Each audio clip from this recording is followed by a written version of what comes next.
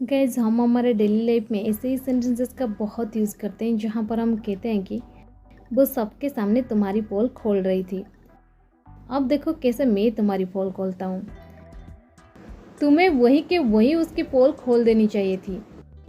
Guys इस प्रकार के सेंटेंसेस को हम हिंदी में तो बड़ी आसानी से बोल लेते हैं, बट इसे इंग्लिश में कैसे कहेंगे, इसके लिए कौन से स्ट्रक्चर की यूज़ करेंगे आज के इस वीडियो में हम सीखने वाले हैं।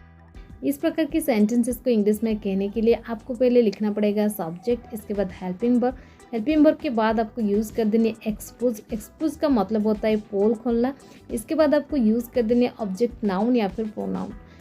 यहाँ पर जो एक्सपोज है ये एक मेन वर्ब है, इसलिए ये टेंस के अकॉर्डिंग चेंज भी हो सकती है, जैसे कि एक्सपोजेस, एक्सपोज्ड, एक्सपोजिंग, ये सब। चलिए कुछ एग्जाम्पल्स लेते हैं ताकि आपको और अच्छे से क्लियर हो जाए। वो सबके सामने तुम्हारी पोल खोल रही थी। She was exposing you in front of everyone. She was exposing you in front of everyone. अब देखो कैसे मैं तुम्हारी पोल खोलता हूँ। Now see how I expose you. Now see how I expose you.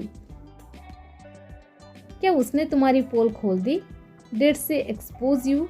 Did she expose you? मैं उसकी पोल नहीं खोलना चाहता। I don't want to expose her. I don't want to expose her. वो सबकी पोल खोल देता है। He exposes everyone. He exposes everyone. उसने राहुल की पोल खोल दी। He exposed Rahul. He exposed Rahul. क्या वो उनकी पोल खोल रहा था? Was he exposing them? Was he exposing them? तुम्हें वही के वही उसकी पोल खोल देनी चाहिए थी। You should have exposed him then and there. You should have exposed him then and there.